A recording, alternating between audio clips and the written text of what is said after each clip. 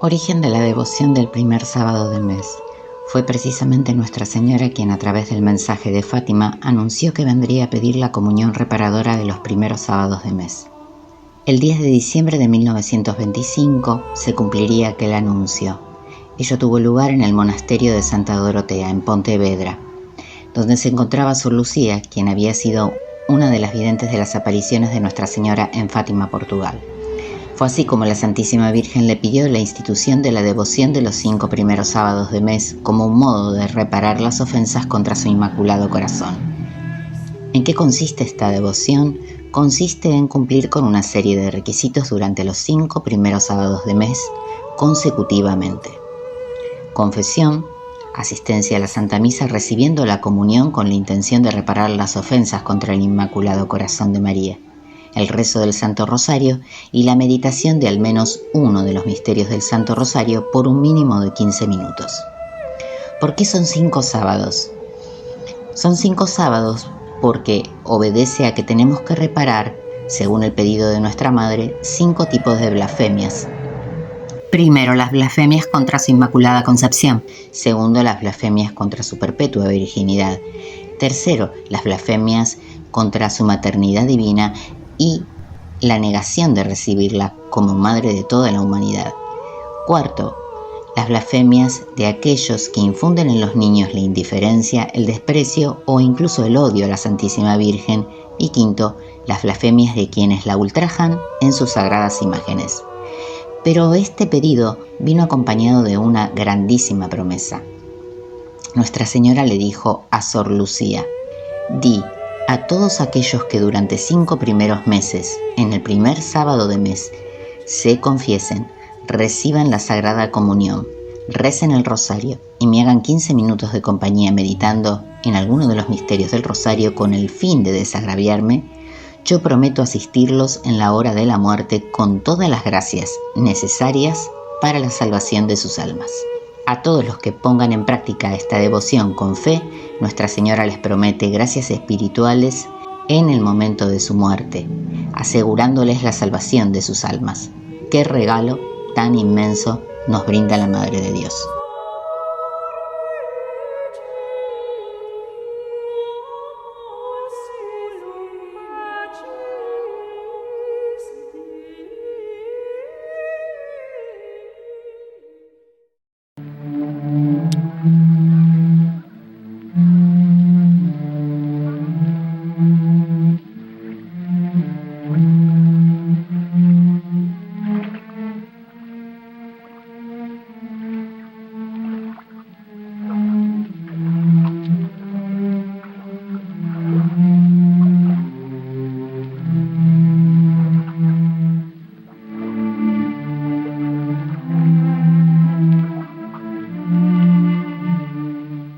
Yo he menester ser bautizado de ti.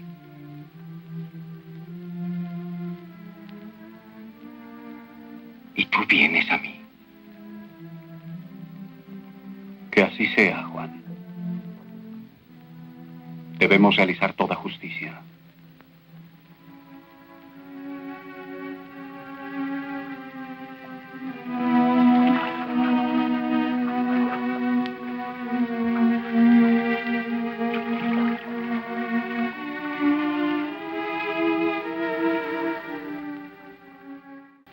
Este es mi amado hijo, en quien mucho me recreo.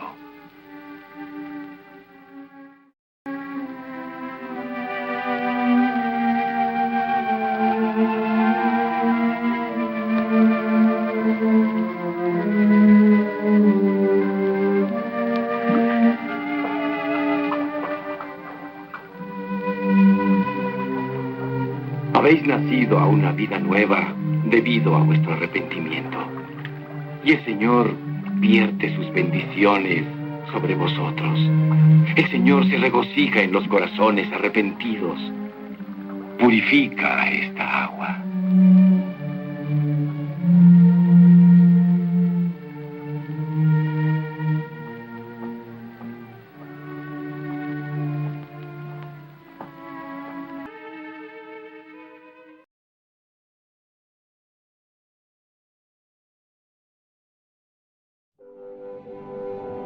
Primer misterio de luz, el bautismo del Señor en el río Jordán.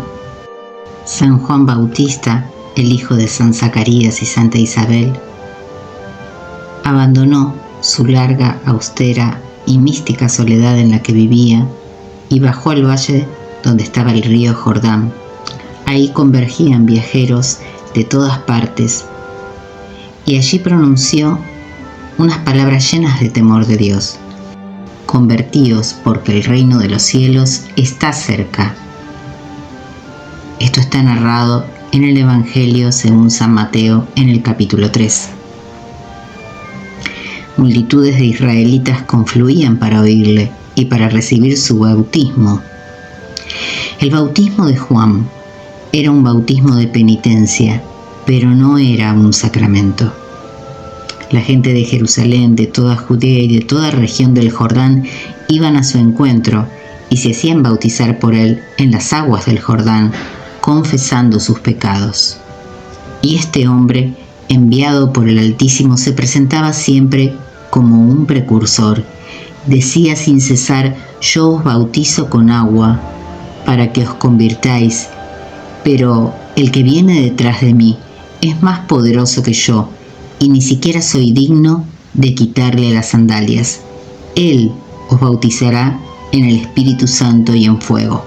6 meses llevaba este santo precursor preparando a los hijos de Israel para el encuentro con el Mesías, cuando fue nuestro Señor Jesucristo al Jordán para ser bautizado por él. En el momento en el que San Juan Bautista notó la presencia de este inocente en medio de la muchedumbre, se inclinó ante él y le dijo: soy yo el que tiene necesidad de ser bautizado, ¿y eres tú el que viene a mi encuentro? Jesús le respondió: ahora déjame hacer esto, porque conviene que así cumplamos todo lo que es justo. Y Juan, obedeciéndole, lo bautizó. Cuando Jesús salió del agua, el cielo se abrió. El Espíritu Santo se posó sobre él en forma de paloma, y una voz desde el cielo dijo: tú eres mi Hijo muy querido, en ti tengo puesta toda mi predilección, como se nos narra según el evangelista San Marcos. Grandiosa manifestación divina con la cual el Padre, el Hijo y el Espíritu Santo, unidos en la obra de la redención, proclamaban la institución del sacramento más necesario para nuestra salvación. De acuerdo al Catecismo de la Iglesia Católica, los sacramentos son signos eficaces de la gracia, instituidos por Cristo y confiados a la Iglesia, por los cuales nos es dispensada la vida divina. Los ritos visibles bajo los cuales los sacramentos son celebrados significan y realizan las gracias propias de cada sacramento. Dan fruto en quienes los reciben con las disposiciones requeridas. En ese mismo sentido se expresa, aunque de una manera más sintética, el conocido Fray Antonio Rollo Marín, cuando afirma que los sacramentos son unos signos sensibles instituidos por nuestro Señor Jesucristo para significar y producir la gracia santificante en el que los recibe dignamente. Como nos explica este docto dominico, los sacramentos son en primer lugar signos, es decir, que remiten a algo diferente de sí mismos. Igual que la balanza simboliza la justicia o la bandera puede simbolizar la patria, son signos sensibles, pueden ser percibidos en consecuencia por los sentidos corporales.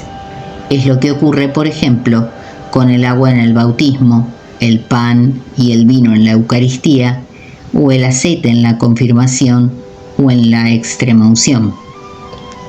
Han sido instituidos por nuestro Señor Jesucristo. De acuerdo con Santo Tomás, instituir es dar a la cosa fuerza y vigor. Y siendo así, solo nuestro Señor Jesús puede ser la causa de los sacramentos, y no la Iglesia, ya que la gracia santificante brota como de su manantial único, del corazón traspasado de Cristo, Para que los sacramentos produzcan la gracia santificante es necesario que quien los recibe no les ponga obstáculo o impedimento voluntario alguno.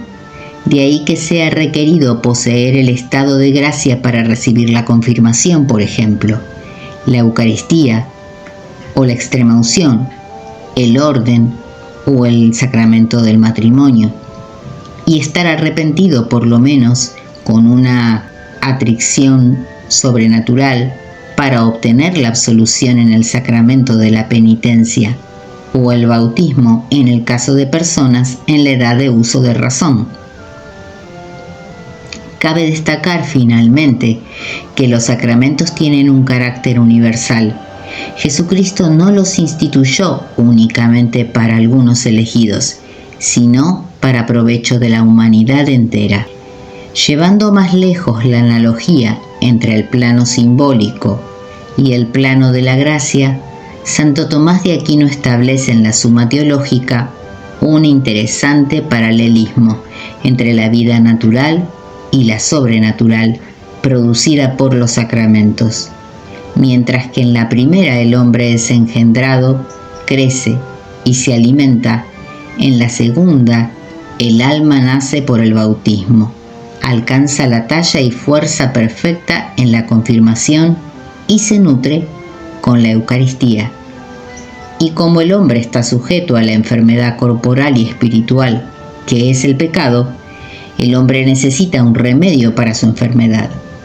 Esa es la función del sacramento de la penitencia, que restablece la salud, y la extremaunción, que limpia el alma de los vestigios y secuelas en ella causados por el pecado.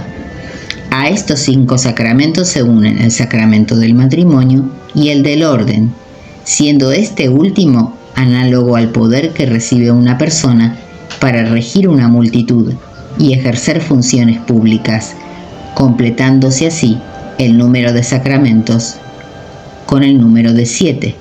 Y se justifica, nos dice el doctor angélico Santo Tomás de Aquino, el número septenario de los sacramentos por estar estos destinados al remedio del pecado, porque el bautismo está destinado a remediar la carencia de vida espiritual. La confirmación está destinada a remediar la debilidad espiritual de los neófitos. La Eucaristía a remediar la proclividad hacia el pecado y el sacramento de la penitencia a perdonar los pecados personales cometidos después del bautismo. Por lo tanto, nada permanece al margen de la influencia benéfica de los sacramentos. Por medio de ellos, nos dice Fray Rollo Marín, toda la vida humana es santificada y el hombre se encuentra proveído con divina abundancia de todo cuanto necesita para asegurar su salvación eterna. Pero el único sacramento indispensable para la salvación, nos dice Santo Tomás, es el bautismo, porque es nuevo nacimiento espiritual, es el primero de los 7 sacramentos, aunque también lo es desde el punto de vista de la necesidad, ya que es el único sacramento indispensable para que cada uno de nosotros individualmente alcancemos la bienaventuranza eterna. Así lo afirma el propio Santo Tomás con absoluta claridad, diciendo: luego es claro que todos están obligados a recibir el bautismo y que sin él no hay salvación para los hombres. Está claro que Cristo nos ha librado de nuestros pecados por su pasión, no solo eficaz y meritoriamente, sino también satisfactoriamente, e igualmente por su pasión, inició el culto de la religión cristiana ofreciéndose a sí mismo a Dios como oblación y sacrificio. Es claro, por tanto, que los sacramentos de la Iglesia reciben su virtud especialmente de la pasión de Cristo, cuya virtud se nos comunica a nosotros cuando los recibimos en signo, de lo cual, del costado de Cristo pendiente en la cruz, manó sangre y agua. Una se refiere al bautismo y la otra a la Eucaristía. que son los sacramentos principales. Y esto es lo que nos dice el mismo Señor: te aseguro que el que no nace del agua y del Espíritu no puede entrar en el reino de Dios. Ahora bien, pertenece a la misericordia de aquel que quiere que todos los hombres se salven, que el hombre encuentre remedio fácil en las cosas que son necesarias para la salvación. De ahí que la materia del bautismo sea una materia común, como el agua, que está al alcance de cualquiera, y también que el ministro del bautismo en circunstancias excepcionales puede ser cualquier persona, uno que no haya sido ordenado incluso. Para que el sacramento sea válido, la Iglesia solo exige que se utilice la materia del sacramento, que se observe la forma y se aplique la intención de hacer lo que ella misma hace, rechazando cualquier herejía o infidelidad. Bajo las aguas del bautismo, la mancha primitiva es borrada de la frente de la humanidad, y con el título de Hijo bautizado y regenerado, el hombre decaído recupera su derecho y su herencia celestial. Esta necesidad alcanza a todos los hombres. Por eso, poco tiempo después de su nacimiento, el niño es llevado a las fuentes bautismales por un padrino que responde por su fe e inclina bajo el agua santa su frente, aún marcada con el pecado original. Consumado el rito, la criatura se yergue libre, inocente, inmaculada, con el sello indeleble del orden sobrenatural. Era esclavo y sus grilletes han sido rotos. Estaba muerto y ha resucitado. ¿Y cuáles son los dos principales efectos de este sacramento? El Catecismo de la Iglesia Católica afirma bajo un prisma más pastoral que son principalmente dos: la purificación de los pecados y el nuevo nacimiento en el Espíritu Santo. Todos los pecados son perdonados, el pecado original y todos los personales, así también como las penas del pecado. Y más allá de limpiar el alma, este sacramento hace también del neófito una nueva creación, un hijo adoptivo de Dios que ha sido hecho partícipe de la naturaleza divina, miembro de Cristo, coheredero con Él y templo del Espíritu Santo. De hecho, el bautismo nos hace miembros del cuerpo de Cristo y nos incorpora a la Iglesia. Y a través de Él, la vida de Jesucristo circula por todo su cuerpo, llevando su gracia capital a todos los miembros, permitiéndoles alcanzar la gracia y las virtudes. De Cristo, cabeza, fluye a todos sus miembros la plenitud de gracia, de virtud, según las palabras de Juan. De su plenitud, todos hemos recibido. Tal vez podamos entonces entender la actitud que tenía San Francisco Solano, que siendo ya religioso franciscano, fue un día a visitar su pueblo natal de Montilla, en España, y entrando a la iglesia de Santiago, en donde había sido bautizado, fue derecho a la pila bautismal, se arrodilló en el suelo con la frente apoyada sobre la piedra y rezó en voz alta el credo para dar gracias a Dios por el don de su fe. Cristo es hoy iluminado, dejemos que esta luz divina nos penetre también a nosotros. Cristo es bautizado, descendamos con Él al agua, para luego subir también con Él. Juan está bautizando, y Jesús acude a Él para sepultar en el agua a todo el viejo Adán antes de nosotros y por nosotros.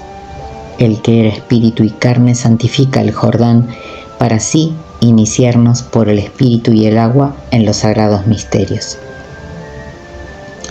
Jesús sube del agua y hace subir al mundo con Él hacia lo alto, y en aquel momento ve también cómo el cielo se rasga y se abre, aquel cielo que Adán había cerrado para sí y para su posteridad, como había hecho que se le cerrase la entrada al paraíso con una espada de fuego. El Espíritu atestigua la divinidad de Cristo, acudiendo a Él como a su igual, y una voz bajó del cielo, ya que del cielo procede aquel de quien testificaba esta voz, y el Espíritu se apareció en forma corporal de paloma, para honrar así el cuerpo de Cristo, que es también divino por su excepcional unión con Dios. Muchos siglos atrás fue asimismo una paloma la que anunció el fin del diluvio. Honremos el bautismo de Cristo como es debido. Procuremos una pureza de espíritu siempre en aumento. Nada agrada tanto a Dios como la conversión y la salvación del hombre, ya que para Él tienen lugar todas estas palabras y misterios. Sean como lumbreras en medio del mundo, como una fuerza vital para los demás hombres, y si así lo hacen, llegarán a ser luces perfectas en la presencia de aquella gran luz, impregnados de sus resplandores celestiales, iluminados de un modo más claro y puro por la Trinidad, de la cual ustedes han recibido ahora el único rayo proveniente de la única divinidad en Cristo Jesús nuestro Señor, a quien sea la gloria y el poder por los siglos de los siglos. Amén.